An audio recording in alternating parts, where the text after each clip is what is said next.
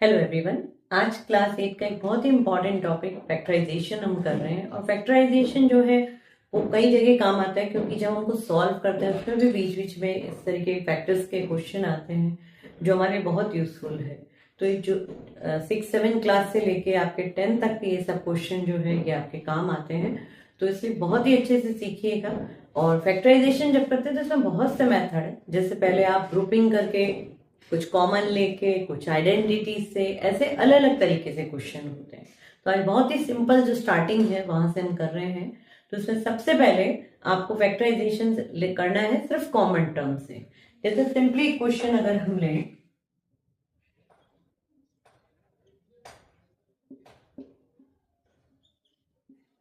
अब इसमें हमें फैक्टराइजेशन करना है तो हम कैसे करेंगे। पहले बेसिक्स एक्स को आप छोटे छोटे नंबर में ब्रेक कर दीजिए। जैसे इसको हम लिख सकते हैं 2 2 4, 4 3 12, 12 3 36। मतलब आप इसको प्राइम नंबर्स में ब्रेक कर दीजिए। उसके बाद x एक है तो आप x को भी ऐसे लिख दीजिए। अब आया 48xy। इसको आप कैसे करेंगे? 2 2 4, 4 3 12, 12 4 48 होता है। तो हम इसको 2 2 4, 4 2 8, 8 2 16, 16 3 48। और x y को हम x मल्टीप्लाई y। अब इसमें अगर हमें कॉमन टर्म लेने बोल रहा है तो हम कैसे लिखेंगे? कॉमन टर्म जो दोनों में हो। देखिए ये 2 दोनों में है, ये भी 2 दोनों में है, लेकिन ये जो 2 2 है ये सिर्फ यहाँ है, यहाँ नहीं। तो इन दोनों 2 को नहीं लेना है क्योंकि कॉमन नहीं है। तो सबसे अच्छा तरीका आपको ये देखना है कि हर चीज जो है वो हाईएस्ट वाली ना लेके लोएस्ट वाली लेनी है।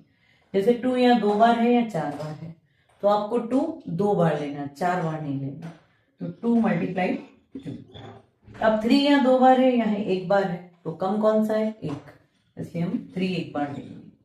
और देखिए x इसमें 1 बार, इसमें 1 बार, तो x को भी हम 1 बार ले लेंगे। लेकिन y सिर्फ इसमें है, इसमें नहीं, इसलिए y को हम नहीं लेंगे। कॉमन वही लिया जाएगा जो दोनों में होगा, या 3 हो तो 3 में लिया जाएगा। तो सॉरी, हम y को इसमें नहीं लिख रहे। तो अब क्या आएगा हमारा? मल्टीप्लाई कीजिए, 2 2 4, 4 3 12 और x 12x। ये आ गया हमारा आंसर। तो इस तरीके से कॉमन टर्म पहले हमें निकालना सीखना है। ये भी फैक्टराइजेशन के अंदर ही आता है। तो मान लीजिए अब आपके पास जैसे 3 टर्म दिए हैं आपके पास, तो तरीका वही है। 10 PQ को पहले आप ब्रेक कीजिए, 5 मल्टीप्लाई 2, P को P और Q को Q। अगेन ये जो 20p स्क्वायर क्यूब है इसको भी हम ऐसे ही ब्रेक करेंगे, 20p स्क्वायर क्यूब। हम लिखेंगे 2 2 4, 4 5 20। p इसमें 2 बार है तो हम p को 2 बार लिखेंगे, q 1 बार है तो हम q को 1 बार लिखेंगे। अब 30pq क्यूब, तो 30 आता है 3 10 3 मल्टीप्लाई 5 मल्टीप्लाई 3 5 15, 15 2 30। p 1 बार लिखेंगे, q को हम 3 बार लिखेंगे क्योंकि q का क्यूब है। हो गए। अब कॉमन टर्म हमारा क्या हो जाएगा? अब सब में देखिए क्या कॉमन है, सब में 2 है और एक ही बार 2 है जो सबसे कम है। यहाँ 1 बार, यहाँ 2 बार, यहाँ 1 बार, तो एक 2 को हमें लेना है। उसके बाद 3 इसमें है लेकिन इन दोनों में नहीं है, इसलिए 3 को हमें छोड़ देना है। 5 इसमें तीनों में 5 है और एक ही बार है, हमें एक ही बार 5 को लेना है। अब देखिए नंबर्स का काम हो गया। अब आ जाते हैं हम अल्फाबेट्स यानी कि लेटर्स पर। तो पहले P 1 बार, 2 बार, 1 बार, तो 1 बार लेना है। Q 3 बार, 1 बार, 1 बार, तो हमें 1 बार लेना है। तो हमारा आंसर आएगा 5 2 10 PQ। तो ये हो गया। तो इस तरीके से जो छोटे छोटे मोनोमियल सिंगल आपको दिए रहेंगे उन क्वेश्चन को ऐसे आपको ब्रेक करना पड़ेगा और कॉमन टर्म लेना पड़ेगा। अब मोनोमियल के बाद बाइनोमियल के क्वेश्चन अगर आपको देते हैं तो हमें कैसे करना है। जैसे मान लीजिए आपको क्वेश्चन दिया है 6p माइनस 12q, ये क्वेश्चन है। अब इसमें हमें फैक्टराइजेशन करना है। देखिए फैक्टराइजेशन का मतलब क्या होता है कि जो टर्म्स है उनके बीच में मल्टीप्लाई होना चाहिए, प्लस माइनस कोई साइन नहीं होना चाहिए। ऐसे तो ये 2 भी लिखते हैं लेकिन उनके बीच में माइनस आ गया तो ये फैक्टराइज नहीं है। फैक्टर्स क्या होते हैं? जैसे 10 के फैक्टर्स क्या है? 5 है, 2 है, 1 है। इनको देखिए फैक्टर्स को मल्टीप्लाई करके 10 आता भी है। तो हमें भी जो बनाने हैं वो ऐसे ही बनाने हैं कि इनके बीच में मल्टीप्लाई का साइन रहे। तो अब देखिए 6p 12q इनके बीच में माइनस है, तो हमें इन दोनों को ब्रेक करना है। अब ब्रेक करने का तरीका तो वही है, लेकिन जब क्वेश्चन बड़े होते जाएंगे तो हम बार बार अलग अलग ब्रेक नहीं करते हैं। आप चाहे अगर आपको दिक्कत है तो आप रफ में इसको ब्रेक कर सकते हैं। जैसे 6p, उसको आप ब्रेक करेंगे तो 2 3 मल्टीप्लाई p, और 12q, इसे हम करेंगे 2 2 4 4 3 12 मल्टीप्लाई q। ठीक है, तो वैसा हमने ब्रेक कर लिया साइड में। अब हमें इन दोनों में कॉमन लेना है। कॉमन मतलब वही कॉमन टर्म जो हमने की है। तो देखिए इसमें क्या कॉमन है, दोनों में सिंगल 2 आया, दोनों में 3 आ गया, और पी क्यू में कुछ भी कॉमन नहीं, इसलिए पी क्यू नहीं लिया जाएगा। तो सिर्फ 6 हमें कॉमन टर्म मिल रहा है। तो इस बार हम क्या करेंगे कि 6 यहाँ बाहर लिख देंगे, और जो कुछ बच रहा है लेने के बाद उसे लिखा जाएगा ब्रैकेट के अंदर। जैसे अब 6p और 12q, इन दोनों में क्या कॉमन है, इसमें 6 चला गया, तो यहाँ 6 से 6 में डिवीजन होता है, क्या बचता है 1p, तो हमेशा डिवीजन करके नंबर का लिखा जाता है। तो p आया, यहाँ 6 से 12 में जब डिवीजन हुआ तो आंसर आया 2, तो 2 और q इसके पीछे है 2, तो आपका आ गया आंसर। तो इस तरीके से देखिए, आप इधर भी देखिए, यहाँ आपका क्या था, 3 हमारा चला गया था, तो यहाँ सिर्फ p बचा था, और यहाँ 2 और q बचा था, तो देखिए यहाँ भी p बचा, और यहाँ ब्रैकेट और इसके बीच में कोई साइन नहीं है, मल्टीप्लाई है, तो दैट मीन्स हमने इसको क्या किया, फैक्टराइज। अब मान लीजिए क्वेश्चन में 3 टर्म से रखे हैं, a² minus 15b² plus 20c²। अब ऐसा क्वेश्चन है, तो इसे हम कैसे करेंगे। ये भी बहुत आसान है, आपको करने का तरीका वही है, 10 15 और 20। अब इसमें क्या कॉमन है, तो अब थोड़ा बहुत आपको ओरली जैसे समझ में आ गया तो आप ओरली भी कर सकते हैं। 10 15 और 20 सबको अगर हम ब्रेक करें, चलिए हम इधर भी ब्रेक कर सकते हैं, तो हम इधर इसको ब्रेक करके लिखते हैं 2 5 10। a² को हम ऐसे ही रख लेते, नहीं तो बहुत लंबा हो जाएगा अगर हम सबको ऐसे ब्रेक करेंगे। 3 5 15 मल्टीप्लाई b², 20 को 2 2 4 4 5 20 और p²। अगर आप ओरली कर लेते तो आपको लिखने की भी जरूरत नहीं, आप थर्ड स्टेप जो है वो अपने आप लिख सकते हैं सीधा, ये लिखने की जरूरत आपको नहीं। लेकिन अगर आपको नहीं समझ में आ रहा तो पहले आप इसे ब्रेक कर लीजिए। अब देखिए इसमें यहाँ एक 5 है, यहाँ एक 5 है, यहाँ एक 5 है, सब में 5 है, 5 कॉमन ले लीजिए। 2 इधर और इधर है, लेकिन इधर नहीं है, इसलिए 2 हमें नहीं लेना है। तो हमारा कॉमन क्या है, अच्छा लेटर्स में देखिए तो ए बी सी तीनों अलग है, तो कुछ भी नहीं आएगा कॉमन, तो सिर्फ आपका 5 कॉमन। तो 5 जब यहां से चला गया तो हमारे पास क्या बचा, 2 और a, 2a²।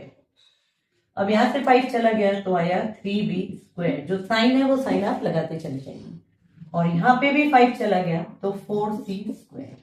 तो देखिए इस तरीके से हमारा ये फैक्टराइजेशन हो जा रहा है, बहुत ही ईजी है, बस आपको कॉमन लेना आना चाहिए, नंबर्स को आपको प्राइम में ब्रेक करना है। xy plus 8x plus 8y। अब ऐसा जो क्वेश्चन है, तो ऐसे जो क्वेश्चन में क्या है, जब 4 टर्म वाला आ जाता है तो हमें क्या करना है, हमें 2 टर्म में कॉमन लेना होता है।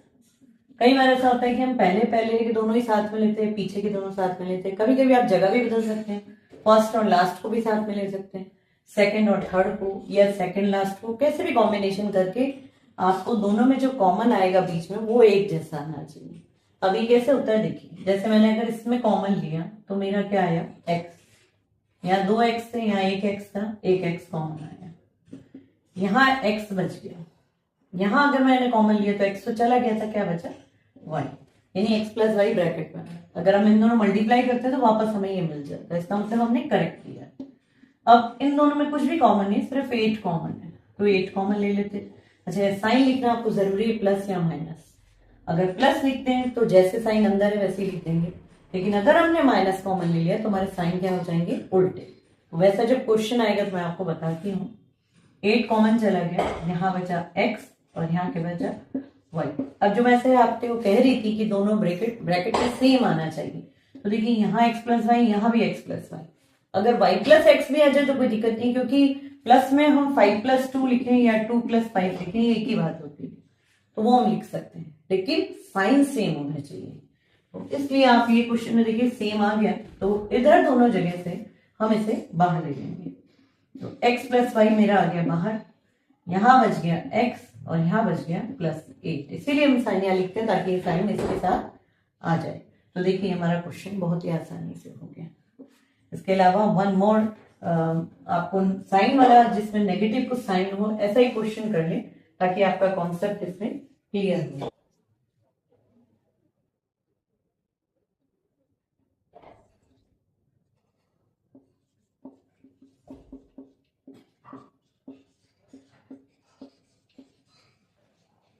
अब इस क्वेश्चन में हम कैसे करेंगे, देखिए हम इन दोनों में अगर कुछ भी कॉमन लेते हैं, कुछ कॉमन नहीं, जब कुछ भी कॉमन नहीं है तो हम 1 भी लिख सकते हैं, और इनमें अगर कॉमन लेते हैं तो 7x कॉमन जाता है, तो यहाँ y बचता है, और 7y कॉमन जाता है, x भी जाता है, तो 1 माइनस जेड। तो देखिए एक जैसा नहीं आ पाएगा, हम क्या करेंगे 7 के साथ 7 को ले लें और x और xy जेड को ले लें, ये कर सकते हैं। या फिर हमें कुछ कॉम्बिनेशन अलग करना पड़ेगा, क्योंकि इसमें हमारा xy और 1 बचेगा। हाँ, इसमें दोनों में सेम आ सकता है, तो हम ऐसा ही करते हैं, z minus X Y Z को साथ में लेते हैं, -7 प्लस 7xy को साथ में लेते हैं। अब देखिए इन दोनों में z है, z आ गया बाहर, जब इधर कुछ नहीं है z चला गया तो 0 नहीं लिखा जाता, 1 लिखा जाता है, क्योंकि 1 तो हमेशा होता ही। अब यहाँ माइनस और क्या बचा xy। अब ऐसा कैसा हम इस ब्रैकेट में चलिए, और यहाँ ये माइनस है ये प्लस है, चलिए जैसा है पहले हम वैसे ही ले लेते हैं। अगर मैं इन दोनों में 7 कॉमन ले लेती हूँ, और मान लीजिए मैंने प्लस कॉमन लिया, जैसे मैं हमेशा ले रही हूँ, तो यहाँ 7 चला गया तो -1 बचा, और यहाँ पे प्लस है और 7 गया तो क्या बचा xy। तो देखिए दोनों एक जैसा है, लेकिन फर्क क्या आ रहा है, यहाँ +1 है, यहाँ -1 है, साइन उल्टा आ रहा है। तो ऐसा जब हो तब आप यहाँ प्लस नहीं लेके यहाँ क्या लेंगे माइनस, और जब ये माइनस है तो इनके साइन जो है वो उल्टे लिखे जाते हैं। कैसे लिखते हैं मैं एक बार वापस से आपको बताती हूँ।